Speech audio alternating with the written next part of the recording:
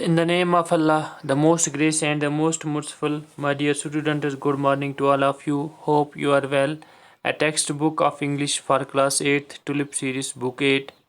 Dear students, yesterday we completed our poem A Nation is Sitting. Now today we are going to solve the questions of said poem. You must see page 50 glossary. तो प्यारे बच्चों, page 50 पे आप देखें, सबसे पहले glossary है, यानी कि ये लुग़त हैं, ये अल्फाज हैं और इसके साथ इनके माने भी हैं। डिफ़ाई का माने है मुनखरिफ करना। तो आगे इसका लिखा है इन्होंने, टू रेसिस्ट बोल्डली, दिलेरी के साथ मज़ाहमत करने के लिए। दूसरा है यहाँ पे फो, इसका मतलब है दुश्मन, और एनिमी का मतलब भी है दुश्मन। थ्रॉन्ग, इसका मतलब है भीड़। To gather around in a crowd, एक भीड़ में इर्द गिर्द जमा करने के लिए। उसके बाद है फिर यहाँ शाफ्ट का मतलब हो गया shaft. The column of A building is foundation, इमारतों की फाउंडेशन का कॉलम। उसके बाद है रस्ट का मतलब हो गया जंग। To became or cause something to became covered with rust here ढके, किसी चीज़ को जंग से ढकने का सबब बना। ढके, इसका मतलब है कश। To cause something to became gradually damaged worse or less, किसी चीज़ को बतदरीज ख़राब या कम ख़राब होने का सबब। उसके बाद है प्राइड का मतलब हो गया चमक, और फीलिंग ऑफ इम्पोर्टेंस, अहमियत का एहसास। उसके बाद प्यारे बच्चों यहाँ पे दूसरा प्राइड हो गया फ़ख्र, हाँ, फीलिंग ऑफ इम्पोर्टेंस हो गया अहमियत का एहसास। तो उसके बाद है लस्टर हो गया चमक, ब्राइटनेस भी हो गया चमक। ए पीपल, लोग। ए नेशन, एक कौम। डेयर, इसका मतलब हो गया हिम्मत।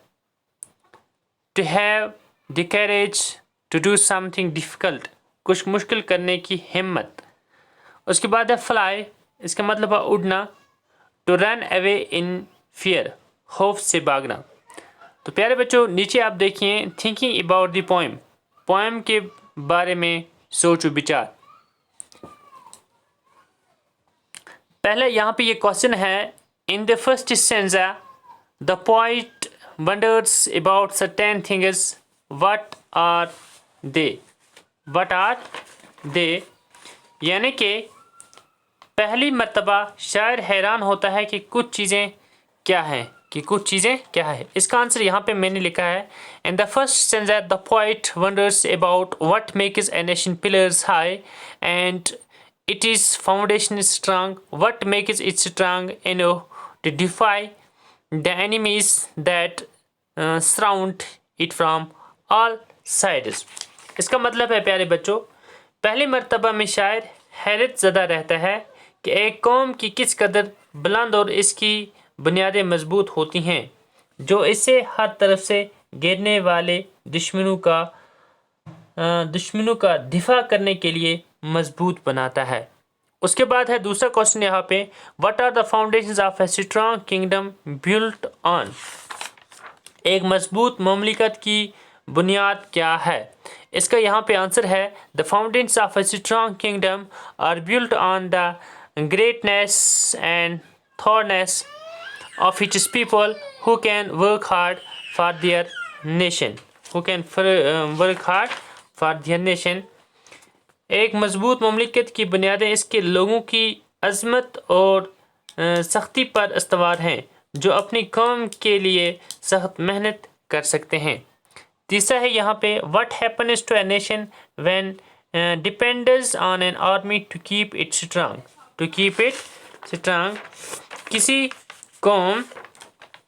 किसी कौम का क्या होता है जो इसे मजबूत रखने के लिए किसी भी फौज पर मुनहसर होता है। इसका यहाँ पे आंसर आप देखिएगा, such a nation goes to dogs one day, it is empire becomes a thing of past, the blood of its soldiers turns to rust and its glory decays. अपनी कौम एक दिन कुत्तों के पास जाती है, ये सल्तनत ऐसी कौम एक दिन कुत्तों के पास जाती है, ये सल्तनत माजी की चीज़ें बन जाती हैं। इसके फौजियों का खौफ पत्थरों को जंग आलूदा कर देते हैं। इनके फौजियों का खून पत्थरों को जंग आलूदा कर देती है और इसकी शान व शौकत कम होती जाती है। उसके बाद यहाँ पे चौथा क्वेश्चन है, when a nation becomes proud what does God do. जब एक कौम फख्र करने लगती है तो खुदा क्या करता है। इसका यहाँ पे जवाब है सच ए नेशन गो, अच्छा इसका जवाब है when a nation becomes proud God diminishes the luster of its crown and turns it into ashes with one glory. जब कोई कौम मगरूर हो जाती है तो खुदा अपने ताज की चमक को ख़त्म कर देता है और इसे एक ही झटके से राख में बदल देता है। उसके बाद फिर यहाँ पे पांचवा क्वेश्चन है, do you think that wealth can make a nation great and strong. क्या आपको लगता है कि दौलत एक कौम को अजीम और मजबूत बना सकती है। क्या आपको लगता है। इसका जवाब यहाँ पे है, no wealth can't make a nation great and strong, it is only man who can make a nation great and strong. नहीं, दौलत किसी कौम को अजीम और मजबूत नहीं बना सकती, ये सिर्फ मर्द ही है जो किसी कौम को अजीम और मजबूत बना सकते हैं। उसके बाद यहाँ पे फिर एक और क्वेश्चन है, छठा क्वेश्चन है यहाँ पे, what can the brave do. बहादुर क्या कर सकता है।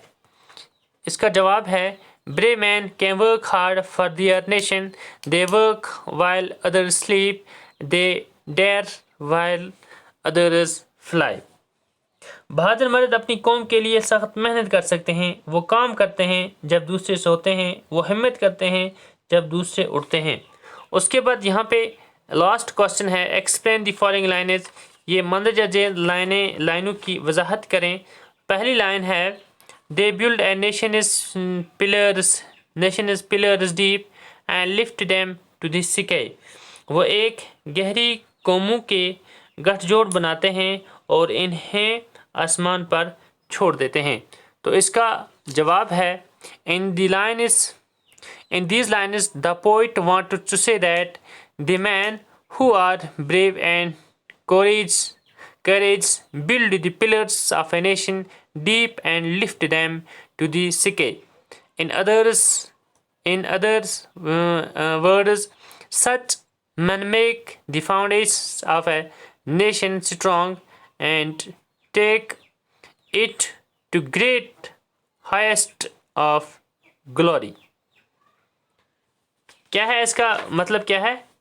इन खतूत में शायर ये कहना चाहता है कि जो आदमी बहादुर हैं वो किसी कौम के घरों को